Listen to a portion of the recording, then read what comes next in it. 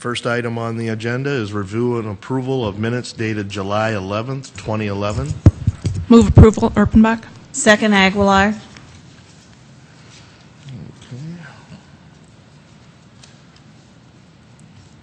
All right, with that, can we call a vote? All in favor, say aye. Aye. Okay, and that passes 4-0. Next on the agenda would be an update of the recodification project by Deborah Owen and Karen Leonard. Thank you and good afternoon. Deborah Owen, City Clerk, Chief of Council Operations. And just to begin, this is the book that we're going to be recodifying in 2012. And so this is a very large project. We appreciate the council putting dollars toward that so we could expedite this process. And hopefully we'll give you a pretty thorough update today of where we're at and look for some recommendations from you regarding that. To begin, City Charter requires that the Council update the Code of Ordinances at least every 20 years pursuant to the provisions of state law. This was last done in 1972 and 1992. And I just wanted to talk a little bit about what does it mean to codify the City Code.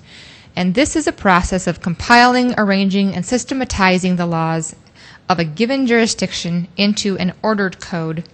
And even though these laws are ordered at this point in this code, we're required to update that and reorganize that.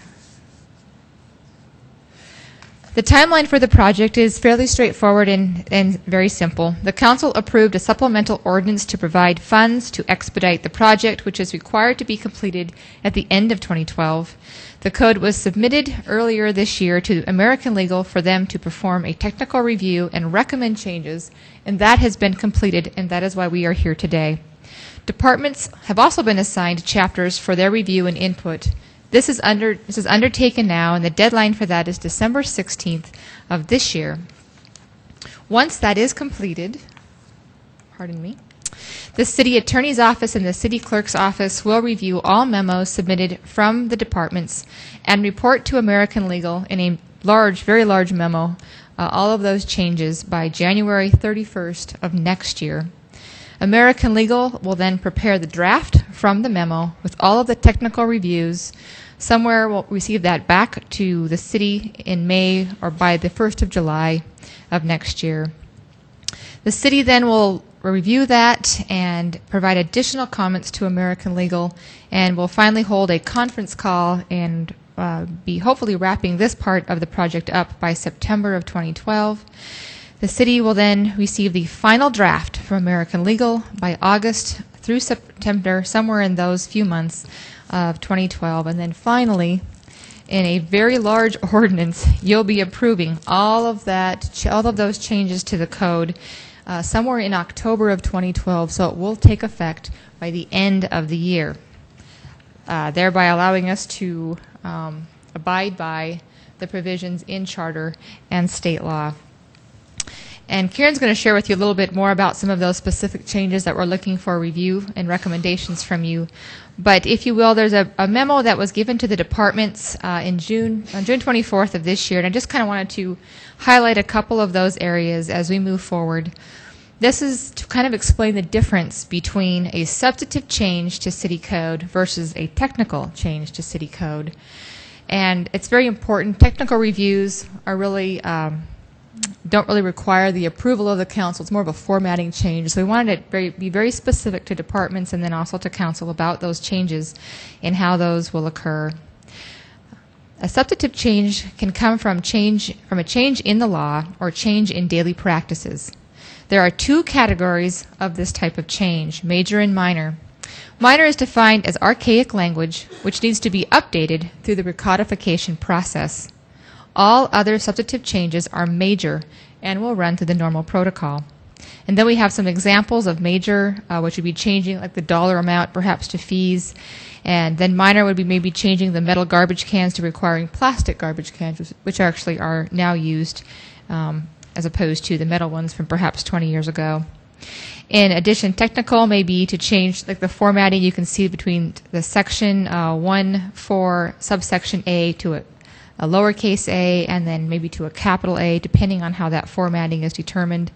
And then perhaps the term city could be capitalized, or in this case it may be all in caps. Those are more formatting changes. In addition, there will be changing the he to he, she, or other gender neutral type language. And finally, the substantive changes, as you know, we visited with council leadership, will need to be reviewed and approved by council, the committee, prior to the final recodification. And that's why we're here. And so Karen Leonard will take over. Thank you.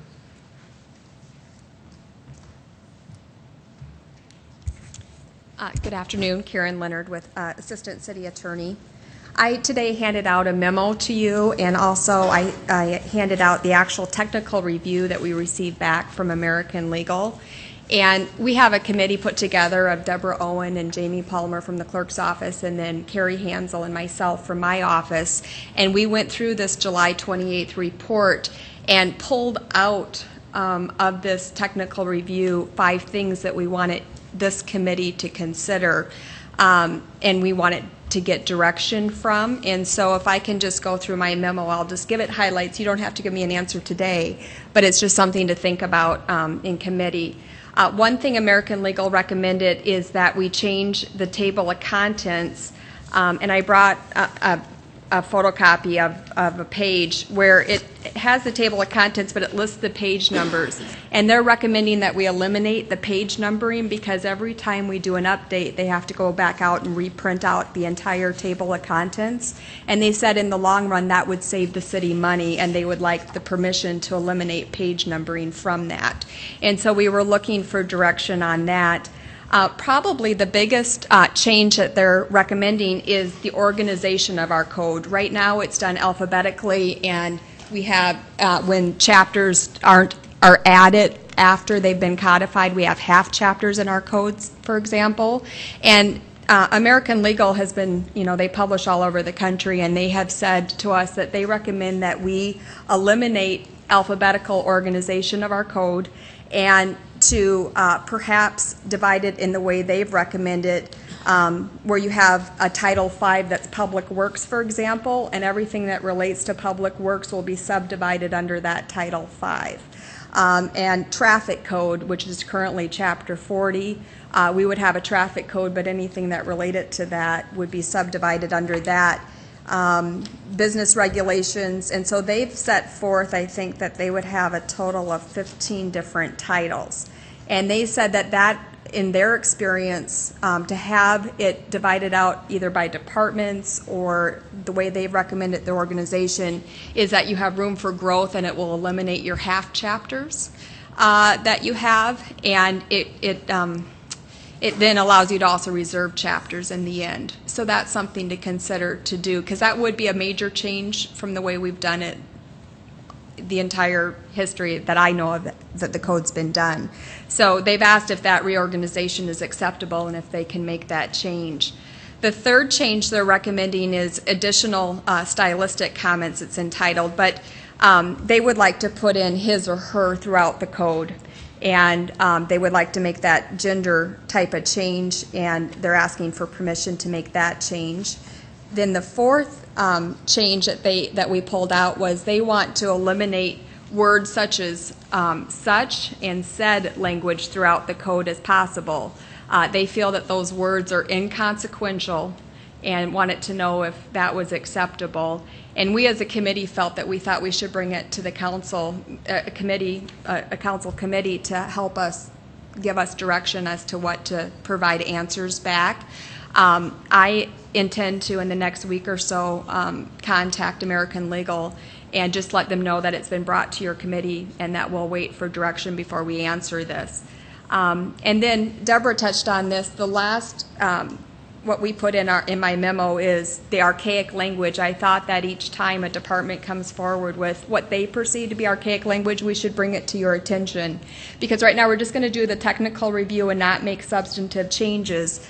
But for example, Lori Hogstead from our office noticed that every time the city finance officer is referenced, it really should be city licensing specialist, and she's now under the city attorney's office. And so we felt that that probably fell into archaic, but we wanted to see if you concurred in our thought process of making that change. So that's the first one that's been brought to our attention. I know engineering met with me last week and asked if they could update Dallas Hofer's title in the code through this process, and I thought that that would be acceptable. So those are the 5 things we have for your review today. Like I said, we don't have to have an answer back today, but we'll be bringing these updates to you as they come in. Karen, what would the consequences of not providing the page numbers in the table of contents be? Do you see any? Well, from my perspective, I do a lot of online researching, so I've never used the table of contents, quite honestly. I just go in and type in a keyword and look for the topic, or I'll go back to the chapter index in the back and look up where I can find it if I'm using the code itself. So my personal viewpoint is that it should not impact us if we eliminated that page numbering. You do eliminate printing every time the code is printed of these 4 or 5 pages of the table of contents. But I'd be happy to even send out a note to the directors too to see if other directors have any input on the table of contents. Michelle? I would just comment on that, that for me, I mean, I never look at the book either. When I'm doing the search, I'm online, but it's confusing to me to have, if it's, you know, like it is now, it's section 1A, whatever, but then it's on page 10. Well, am I looking at page 10 or am I looking at section 1A? I mean, to me, it's a little bit confusing. I like that idea of not having the table of contents. Then I had a different question, if I could. The words such and said, that comment, when you talk about it being legalese and inconsequential, can you give me an example of that? I haven't had a chance to go read through the code to find that example, and I will provide it this week to you. But I think that maybe it says something like such materials as follows. And why not just clean up the sentence and use the materials as follows? Okay, good example. Thank you, Karen. Any other questions? So when do you need the answers to these questions? I know that he will not incorporate these revisions until after he gets our responses back in December. So we're not under a rush, but I think that we're going to need to decide in the next couple months what direction we get. Would you concur with that? Vernon? From my perspective, these are not big deals. I'm ready to pass them. So am I. Just a comment, though. Michelle, I think a couple of journalism majors could get that down to half the size, don't you think? You're right. Some really good editing. Yep. Yeah.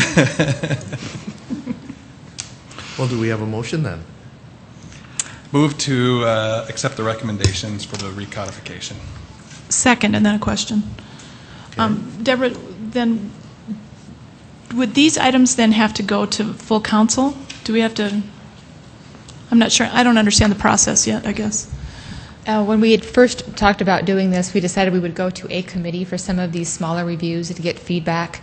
But the code in its entirety, with those recommendations from a council committee, will then you'll all vote on that at one time. Right. Thank you. I do remember that now. Thank you. Okay. Since a motion has been made, all in favor say aye. Aye. All against? Okay, that passes 4-0. All right, our next item on the agenda would be the Wildlife Management Plan. Kelby Maharis is going to be giving that to us today. Good afternoon, Kelby Maharis with Parks and Recreation, and I'm here today to share with you our newly developed Wildlife Management Plan. To give you a little bit of history of how we came to where we are today, wildlife issues in Sioux Falls have been dealt with by various agencies. South Dakota Game Fish and Parks, the Regional Airport Authority, Air National Guard, Parks and Recreation, Public Works, Animal Control through the Police Department, And we really haven't had much of a collaborative effort. While we've worked together on various issues, we haven't all come together to say, what do we need to do now? Last year, Councilor Jameson came to Parks and Recreation and shared with us a wildlife management plan dealing with waterfowl that was put together by the city of Rapid City. And through that conversation, we decided that it was time that we all decided to work together, that issues, especially with geese and deer, were getting to the point where we needed to do something. And in previous conversations we've had with South Dakota Game Fish and Parks, they have told us that when we do put together a wildlife management plan, it needs to be a comprehensive plan and not just deal with one species. So the time was right, and so we got together with members from Game Fish and Parks, the Sioux Falls Regional Airport Authority, South Dakota Air National Guard, Sioux Falls Police Department, Sioux Falls Risk Management, Public Works, Dakota Golf Management, City of Sioux Falls City Council member Greg Jameson, and of course Parks and Recreation. And from that point, what we did was we developed a framework that would allow us to deal with various species as they became issues, whether it be geese or deer or wild turkeys or other nuisance animals. So the wildlife management plan that you've been provided basically does just that, gives us the framework on how we can deal with these wildlife issues. And basically the first and foremost what we're after is or what's called site aversion.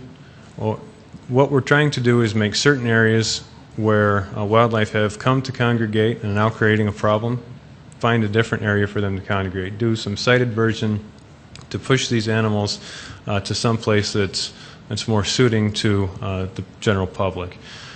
Examples are what we have done at Faywick Park. You may have noticed that there's a very small wrought iron fence down along the river, and it's in an effort to keep the geese from coming out of the river and up into Faywick Park and depositing there on the turf as we're trying to use that park for various events. So things like that. And then while we were in this process, there were two collaborative efforts that were worked on. One mainly between the police department and GF&P, which was the archery deer hunting season on northeast of Sioux Falls. And the other was something that Parks and Recreation and the police department worked on with the United States Fish and Wildlife Service so that we could acquire a permit to harvest Canada geese. So there's a couple of things that have happened already as we were in the process of developing this plan. And the driving force behind this plan is safety to the citizens of Sioux Falls. Obviously the deer and car collisions have an impact. Geese, of course, not only from property damage that I mentioned earlier, but there's also the Airport Authority and the Air Guard have very serious aircraft safety concerns. Beavers as they build dams in our storm drainage system and causing flooding. And then, of course, there's those nuisance animals that the typical homeowner has to deal with, skunks, raccoons, rabbits, those kind of things. So, in a nutshell, that's how we got to be, how we came to this point. We have included some appendices in the wildlife management plan for some of those species that we have had issues with in the past, deer, Canada geese, wild turkeys, nuisance animals, and beavers. And part of this plan is if we do encounter another situation where there's an issue with a species that we haven't put together a plan for yet, we'll bring that group back together, talk about how we can deal with these issues, and then move forward with a plan. So. Okay, do we have any questions on this?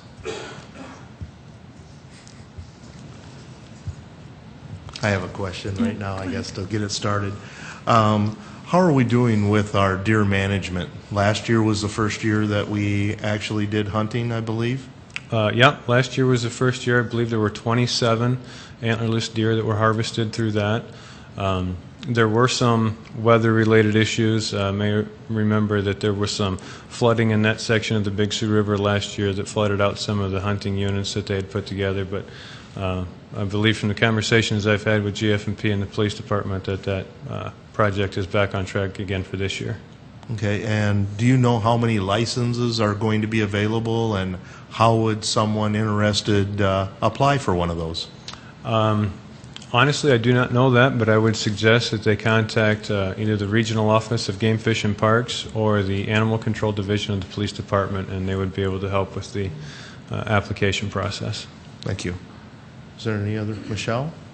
Yeah, I'm trying to define what we're looking at, Kelby. Are we looking at changing ordinance, or we're just outlining what the ordinance says and just putting it all into one place? Or is this an administrative rule kind of thing? I'm just trying to understand where we fit in this process. This is an informational piece here to basically show you what the plan that we have developed and share that with you and see if there's any feedback you could give us on this plan. But at this point, we are not suggesting to change any city ordinance. Okay, so then my question is, can I really not trap rabbits? You can trap rabbits. You Yep. can trap rabbits, okay. So my neighbor's doing that, and I really like that he's doing that. I do that. Okay, any other questions? Thank you very much. All right. Next on the agenda is proposed revisions to Chapter 18 by Bob Capel.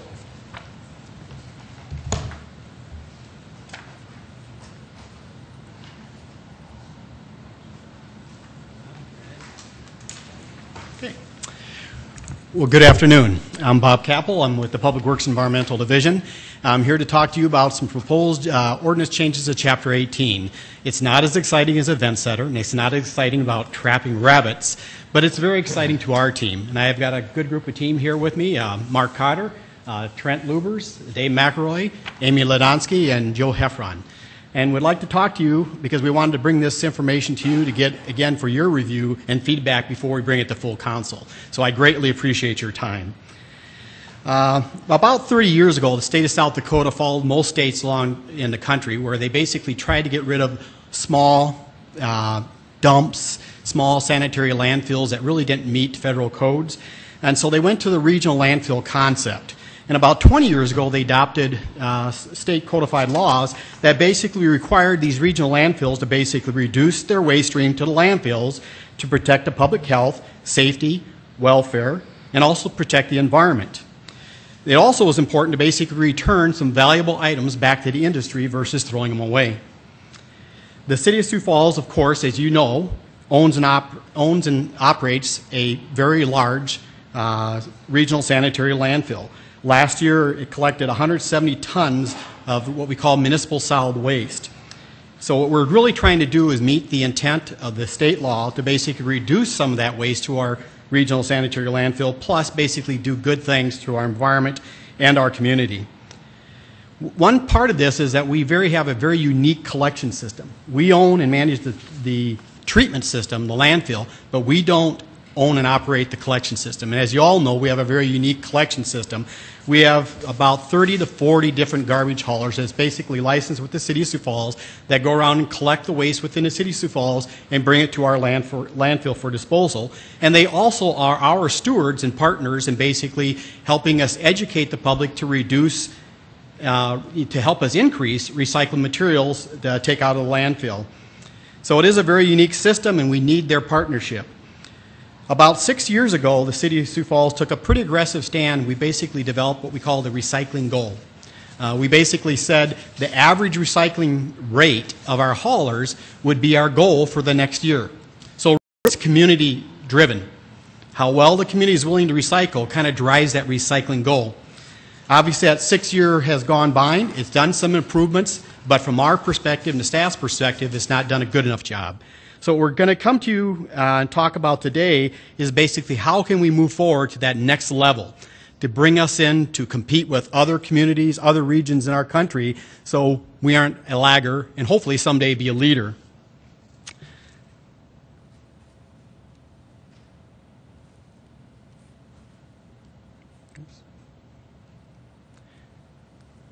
And you should have a copy of the presentation that was handed out to you, and you should also have a copy of the tract format of our proposed changes in the ordinance. The big thing that we have that helps us is we have a solid waste planning board that's appointed by the mayor to give us assistance to administration to accomplish what we want to do dealing with recycling. There's individuals that represent citizens of Sioux Falls. There's hauler and recycling industry representatives on that committee. There's representatives from Lake County, Lincoln County, McCook County, Minnehaha County, and Turner County. And also there's 3 public works staff on that board. The solid waste board is made up of these representatives because the Sioux Falls Regional Sand Landfill serves 5-county region and approximately 240,000 population. The solid waste planning board has approved and recommended these revisions to the Sioux Falls ordinance that are Chapter 18 under garbage and recycling. This is something the board has been working on for approximately 2 years before coming to the council. I'm going to basically give some top-end highlights of the changes as we move forward here. And first of all, there are some minor cleanups. We too are basically correcting some title changes of employees. We also doing some grammar cleanup in these changes. And the biggest thing we're basically trying to improve to help us support our recycling efforts. The first thing we're really trying to do is we're trying to emphasize that this is a required program. So we basically have now kind of changed some of the language to kind of emphasize that. It's a required recycling program. Second of all, we are basically trying to allow source-separated and single-stream recycling in our ordinances. One of the big things you're going to see in these ordinance changes is what we're really trying to do is catch up with the current industry practices that are already out there. We currently do have single-stream and source-separated recycling in the community, and this will basically clean that up. That shows it is allowed. We are also going to basically establish criteria for recycling containers. Currently, you have to have a certain recycling container for garbage. It has to be basically closed and sealed and waterproof. We're going to basically require that also for the recycling containers. We're also going to require recyclable collection at least twice each month. Currently, it's just once, but again, this is kind of one of those standards that's already taking place in the industry. We're going to require businesses to report recyclable materials. This is something that's not been done in the past. We are going to prohibit the collection of visible recyclable materials in the solid waste stream. We are going to basically have garbage generated in Sioux Falls must be disposed of at a regional sanitary landfill. We are going to establish a recycling incentive or a rebate program for garbage haulers. And we also are going to establish a recycling disincentive, a surcharge for garbage haulers. And probably this is the most important thing that we're bringing to you. We believe this is going to be the biggest and best thing for us to help the haulers get to where we want them to be in our public and recycling. We really are trying to establish a carrot and a stick policy out there that will help us improve our recycling efforts. We plan to improve and emphasize the pay-as-you-throw hauler rates to benefit our customers. We also try to improve the methodology for calculating the city's recycling goal. We are going to establish an enforceable recycling standard. We are going to improve recycling reporting requirements. We're going to establish enforcement strategy for failure to comply with recycling standards. And we'll basically do some cleanup of the composition of the solid waste planning board. Those are the highlights of the ordinance changes. And I do have some slides that basically speak to some of those as we go forward here. And I guess I'll leave that to you. If you feel there's a need to, we will. If you don't, we'll skip the rest of these slides. We do plan on bringing this to the full council informational next week and give a full presentation at that time. But basically the source separation like we talked about, this is the section 1816 where we're basically going to no longer say it has to be separated in respective categories. It just has to be separated by a waste stream. Again, this is really a current industry practice. We're just bringing the code up to proper standards. We are at 1817. We're basically going to now be requiring those recycling containers. And like I talked about, this is something really comparable to garbage haulers. And the really intent there is to basically keep our community clean. Right now, if you've ever been out in our community when there's a very windy day, I've been out there and the recycled materials are blowing around the city because we have open recycled containers. So this is kind of help the community stay clean, and it also will help the destruction of some of these recyclable materials because during a precipitation event, some of these corrugated cardboards and paper materials really become destroyed if they're sitting there getting soaked in snow or rain. We're basically going to, again, we talked about ensure through the ordinance that it says required recyclables. One thing we're basically changing is that glass will be considered recyclable material, but it will not be considered a required recyclable material. So that is a distinction, and there's a lot of debate about that in our community. We are also allowing chipboard to be included as an excluded material, as a ban from our landfill, and chipboard is basically like cardboard from cereal boxes. We are also clarifying that plastics, the only required plastics recycling is 1 and 2. There's many, many different types of plastics, and really the 1 and 2 are the most valuable to the market, and that's the ones we're requiring recycling.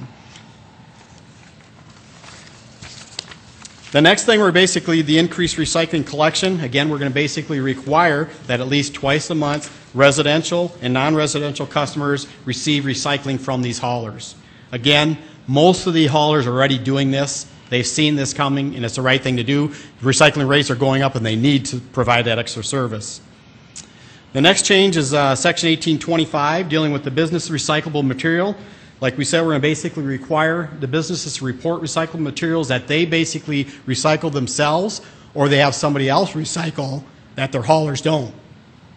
And what this really is intended to do is give some authority to the city. Let's say, for instance, there's a big box store in Sioux Falls, and they have a separate company out of town that basically handles all their corrugated cardboard, which can be significant. We want to basically help those haulers get that information, because in essence, we don't want to penalize that hauler because they can't accept those recyclables because somebody else is outside of our community. So it would give us the authority to help the hauler, if they don't have cooperation from that business, to get that information to help them tell us how much recycled materials are actually being recycled in our community. The next thing is the visible recyclables. We talked about that, and what we're really talking about here is really gross violations. We're looking at something where they have their solid waste container, their municipal solid waste, and they have big portions of corrugated cardboard that's not basically damaged inside their solid waste sticking out. We're going to expect the haulers not to take that. We expect them to basically not accept visible recyclable materials in the solid waste stream. So it really kind of, a lot of them are doing that already. Matter of fact, I've heard a lot of the haulers are already doing what we're doing. They put a little label on the garbage can, a recycle container, advising their customers that no, we can't take that cardboard. You need to basically put that with your recyclables next time we pick it up. The next section is 1827, basically dealing with designated waste site. Again, this is the one where we're basically, we're going to basically, anybody who basically generates solid waste in the city of Sioux Falls, they must bring that waste to the city of Sioux Falls. The real intent here is that now that we are becoming to set up a standard, we're going to take some enforcement action on haulers. We don't want to allow a loophole where basically a hauler could sit and say, well, I'm going to take 10% of my solid waste and take it to Brookings, and then falsely raise their recycling rate just because they've done that. And so it's really a way of basically trying to prevent abuse of our current system.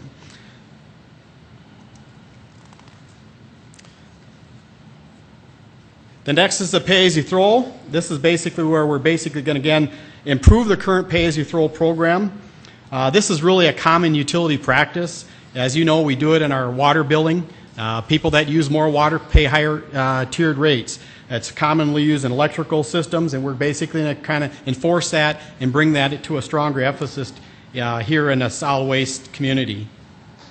It's just as an example up there, we're basically saying is that they have to supply, more than one level of service, and the container's got to be at least 1.4 times volume larger, and any container that is larger service has to have a higher rate. So in essence, if you have a larger garbage container, you pay a higher rate for it. These rates are very conservative. Most haulers that provide multiple levels of service are much higher than this already. And also, these are just depictions to kind of show you how the ratio will be. A common out there is like 30-gallon container, 60-gallon container, 90-gallon container, and all of those would meet our current proposed code changes. The recycling goal calculation, that's going to be a change that we're proposing. Currently, we basically take the average of all the haulers to develop our recycling goal. It's really not a true and a good way of developing the true average. We are no longer going to do that. We're going to just basically do a mass-based average. Total tons of recycled material divided by total tons of solid waste plus recycled material. So it's a true mass balance. The current system has some inequities in it because in essence, you can basically have, example, the 5 smallest haulers in town, and maybe they have the highest recycling rates. They basically skew that goal to a higher goal because they're treated fairly just like the largest hauler. So it really takes away that inequity, and it really creates a fair recycling rate for our community, not just by individual haulers. And just for your information, the 2011 recycling goal is 15%. We're also going to establish a recycling standard, and this is probably one of the most important parts of the changes. Currently, we have a goal, and a goal, the way it's written in our ordinance right now, is a very difficult thing to enforce. As you'll see as we go further in this presentation, we have had many, many haulers for many, many years not reaching that goal, and we really haven't had success in doing anything about it. So we're basically going to take that goal and say every hauler has to at least meet 80% of that, and that will be our standard. And if this ordinance is adopted in 2011, our recycling standard will be 12%.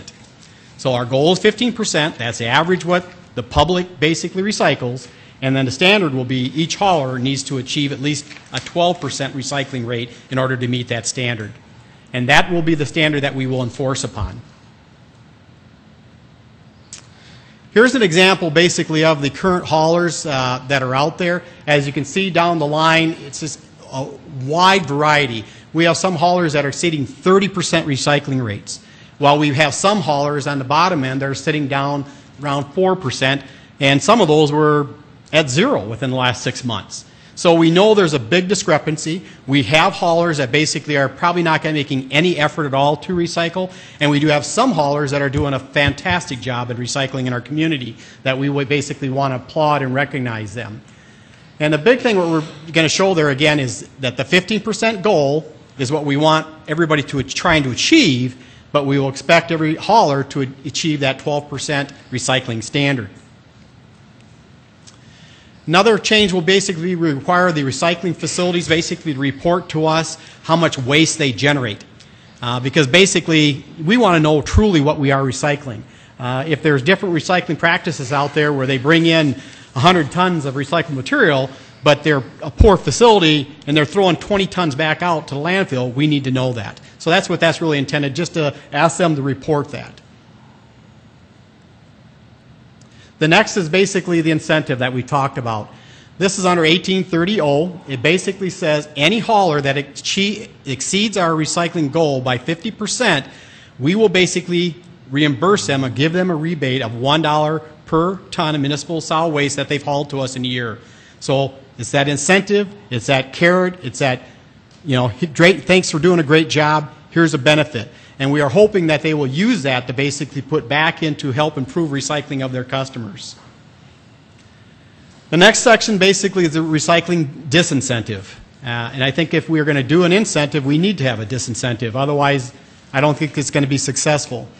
Under 1875, basically what we're really going to say there is that those haulers that do not achieve that 80% standard, there's 3 now formal steps to enforce them not meeting that recycling standard. If the first year they don't meet the recycling standard, we will basically charge them that surcharge of $1 per ton of municipal solid waste that they hauled to the city. And then we'll also require them to submit a corrective action plan to the city of Sioux Falls, basically saying what measures they're going to take to basically help them bring themselves to meeting that standard. If for the second year in a row, 2 consecutive years in a row, they fail to meet that recycling standard, we will raise that and we will have a surcharge of $2 per municipal solid waste ton hauled to our landfill. And then we will also require them to basically have a professional engineer develop a corrective action plan to help them bring them into the standard. Because ultimately, that's all we want. We just want their assistance in bringing our recycling goal up to a reasonable goal within our community. If for some reason, 3 consecutive years in a row, a hauler fails to achieve that recycling standard, at that time, we will pursue revoking their license. They basically operate under a privilege of the city of Sioux Falls by licensing them, and we have the authority to revoke that license. And in essence, we're really giving them 3 strikes and you're out.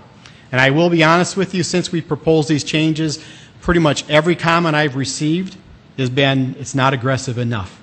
We're giving them too long, to come into compliance. We've had, as we show, we've got a lot of haulers that are very easily exceeding and achieving our recycling goal, and they are really looking for our administration and our council to basically help us make it a an even playing field for all haulers. And then the last change we basically are having is basically kind of to clean up the language on the solid waste planning board. There was arithmetic error in the ordinance. There's 15 members. We'll be correcting that. And the other change has been brought up. It was requested is, does a person have to live in City of Sioux Falls to be on that board? And we have recommended, and the board supported that no, they do not. The only people that have to live in the City of Sioux Falls are those that are designated to live in the City of Sioux Falls. So those are the primary highlights of the changes. And we greatly appreciate your time. I appreciate your patience sitting through this. And it is exciting to us in the industry. And we really look forward to your support and look forward to your questions and answers, questions that we may answer for you. Vernon? Bob, thanks for the presentation. Couple of questions for you. First of all, that 15% goal and that 12% enforcement level, how does that compare to what other cities are doing? This is a pretty unique system. It is probably something it would be very difficult for us to find another comparable community that's doing this. I truly believe if we do this, we will probably have a model that others will follow. Okay. And then do the math for me. Give me a sense of those haulers that are well exceeding it. What kind of a total return might they get on that dollar per ton municipal solid waste charge? I don't have it individually, but I'll give you, right now, based upon the first 6 months of 2011, based on how much tonnage of municipal solid waste and tonnage of recyclables, basically the City of Sioux Falls would pay a rebate to the top 5 haulers, and that total would be around $38,000 for the total, for all 5 haulers. So it's not a significant amount of monetary value, but again, some of those haulers, the top one, he's a new hauler in town, and he's not what I consider a large hauler. On the other side, on the disincentive, if based upon the first 6 months of 2011, if they continued at those rates, if this disincentive was established, we would be charging approximately around $20,000 to those haulers that did not meet that standard total aggregate for the system. So, and then 2 just very practical questions. One, a former city councilor who was a unnamed large advocate of recycling told me recently that with the remodel at the airport, there are no recycling bins out there. I would imagine that'd be a site that would have a lot of recyclables go through it. Is there any way we can check on that? We sure will. I haven't been there for a while, so we'll do that. And then also, from a practical perspective, some furniture and things that come in large boxes, how are homeowners supposed to condense that and get that into a container when you were talking about recycling containers? We have basically informed we met with the solid waste and recycling industry just this last week, and we basically gave a lot of interpretations. It always comes down to interpretation and implementation when you draft code. And we basically informed them that if it's a piece of recycled material that's too large to fit into the recycling container, it doesn't have to go in the recycling container. So there will be reasonableness in the implementation of the standard, because as we know, when people buy a 60-inch plasma screen TV, you're probably not going to get it in any recycling container. So, very good. Thank you. Good question. Michelle? Thank you. Councilor Brown, and my children would say the answer to that question is that's why my parents had children. Bust those boxes down and shove them in there. I do have a couple of questions, if I might, Mr. Chair. Bob, thanks so much. I was really excited to go through this yesterday and see I like the incentives, I like the disincentives. I understand, too, that they're not maybe as strong as they could be. I'm also concerned that the 15% might not be as high as it could be, and I struggle to understand why we would write that into code and then I would like to see it progressively increase. Can we write that ordinance in a way that you can increase those steps over time without coming back to council every time? Is there a way to say that, refer to the code or for the percentage increase or the percentage of the goal, I think we've got that written appropriately in the ordinance that we are proposing. It basically tells how we will calculate that recycling goal every year, and we report that to the regulated industry by March 31st the following year. That's in code. We are just referring to the 15% because there is a change here from the old way we calculated to the new way we calculated. So currently, if this is adopted, the 15% still stands. But as of March 31st next year, we will basically recalculate that recycling goal. And just like it's been in the past, it is legal interpretation that is automatically expected. So as March 31st, 2012, if we inform the recycling community our new recycling goal, let's say we're excited and we say it's 18%, that we don't have to come back and put that in code because it's how we calculate it is in the ordinance, not the actual number. Good. I apologize. I hadn't read that properly because all I had seen was the 2011 is 15%. So that's good. Sure. That's my challenge to you is, man, let's bump that up Yeah. every year. You know, my family, 50%. I think we're at 50% in our household, and I know a Excellent. lot of people that are. Yeah. You know, My daughter gets on me. She comes over and she schools my wife and I, you know, the number 6 plastics she might not have caught to put in there, and my daughter's pulling it out and scolding us. So we can all improve. There's no doubt. Yeah, So. exactly. And you did answer my question about the 1 and 2 plastics being more valuable to the system. I understand that, but I would encourage everyone to recycle all of them. Question about, I want to go kind of just a little bit, if I can, Mr. Chair. Please. Section 1823, and again, these are just questions for clarification, and I apologize, I was reading it on my phone yesterday in the car.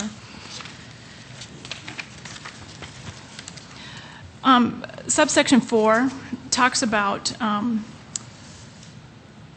apartment owners needing to hang this information in a public area unless there's not a common area that's available to all tenants.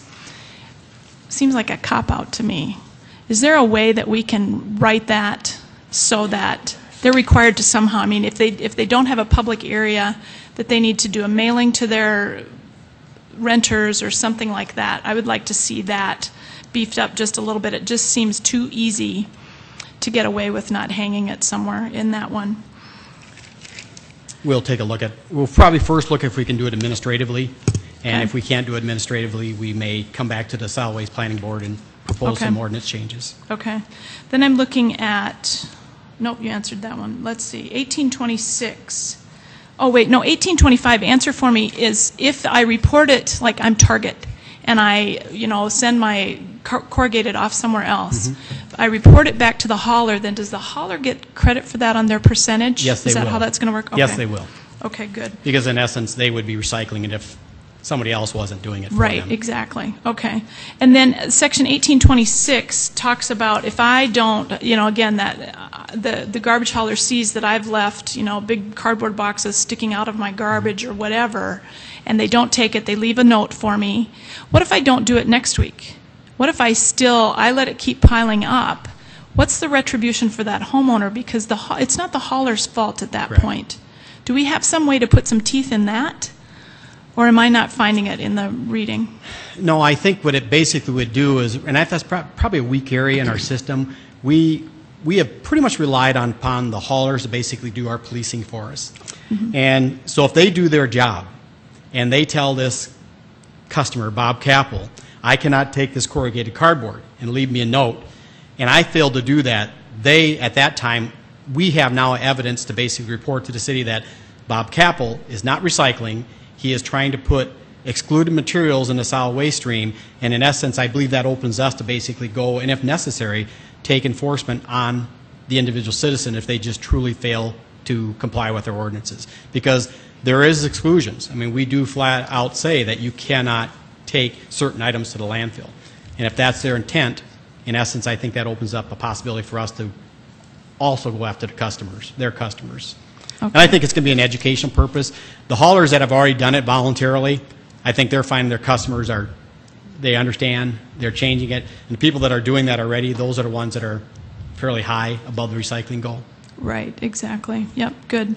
Then my next question is about yard waste. I'm not sure where it is in the ordinance specifically, but do we have rules, and it's not about recycling, so maybe I'm asking this out of turn, but do we have the same kind of rules for yard waste as we do for recycling, that it's required in this ordinance to separate it, but we don't have any requirements for where it has to go? No, we consider that recyclable material. We do? Yes. Okay.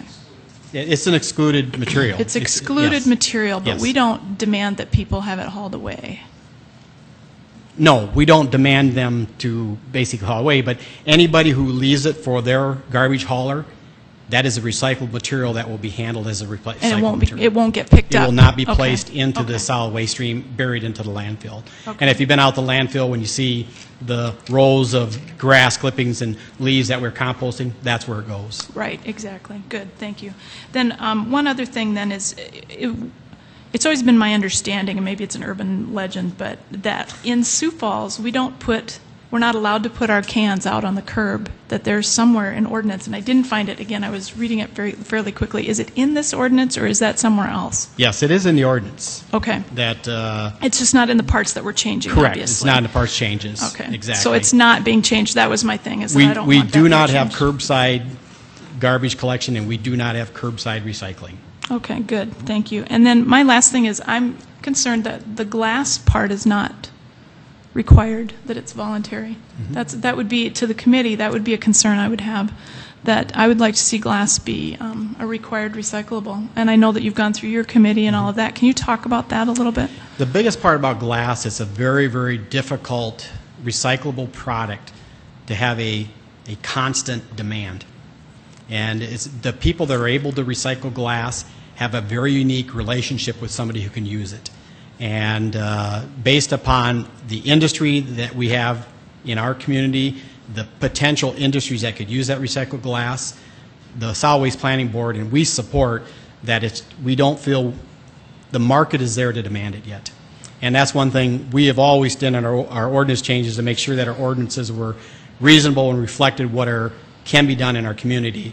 And I believe if we basically, in my opinion, mandated glass to be recycled, we might have piles and piles of glass somewhere that we don't know what to do with.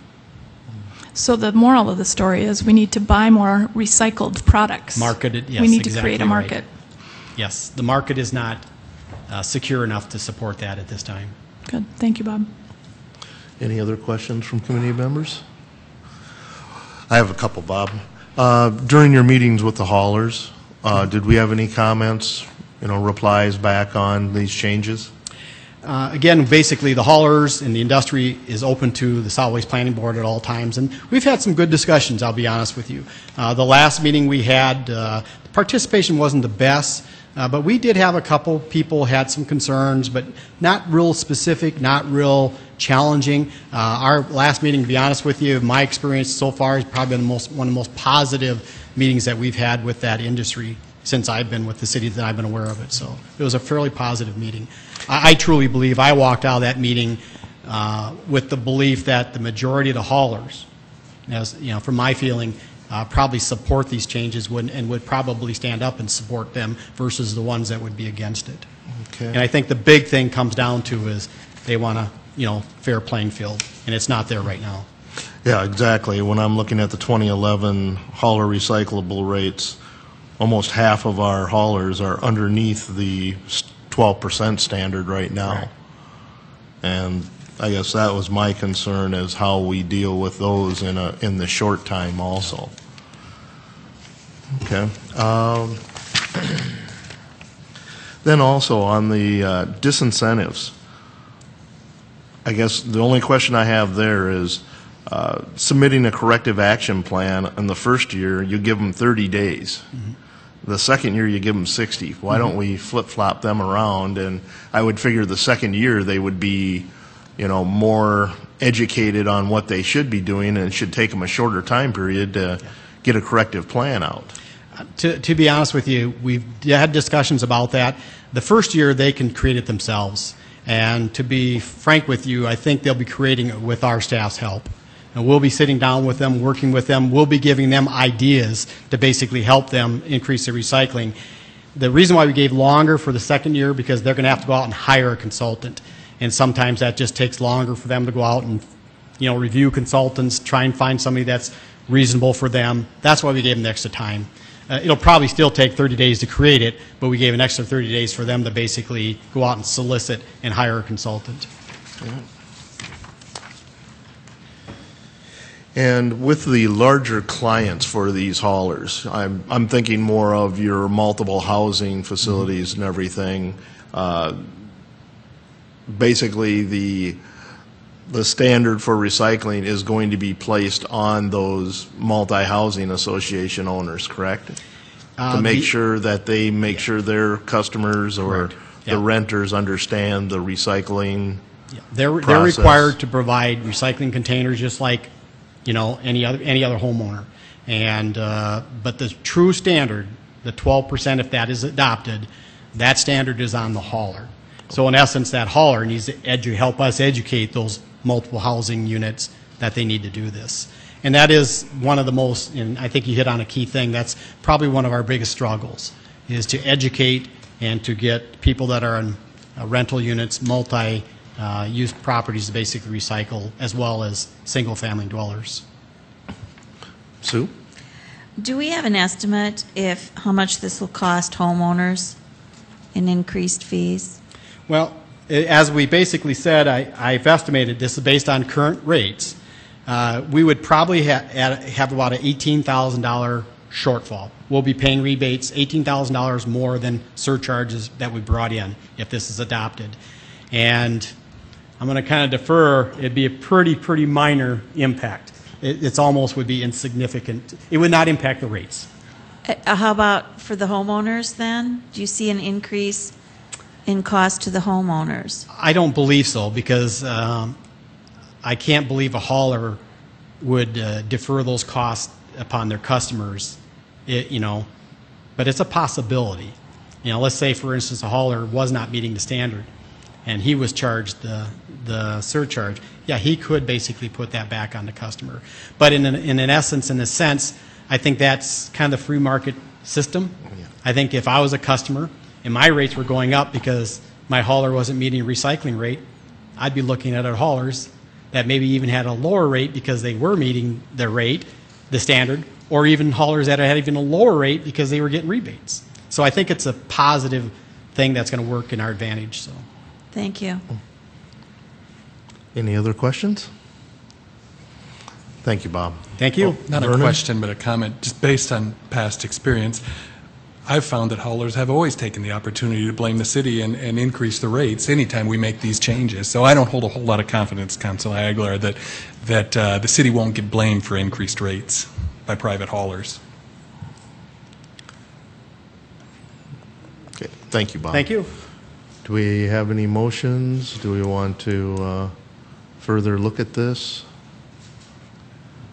Looking for direction here from... Didn't he say that this was going before the informational? It's informational next week. Next week. Well, it's at that point, but right now with it in committee, if we decide to keep it here to, you know, if we had any questions, if we kept it in committee, it wouldn't go to the informational next week, but I don't see any reason why that would happen. That's why I'm asking for a motion. No, I agree, Mr. Chair. I would move that we move it on to the full council and following the informational the way that it's scheduled. Second, Aguilar.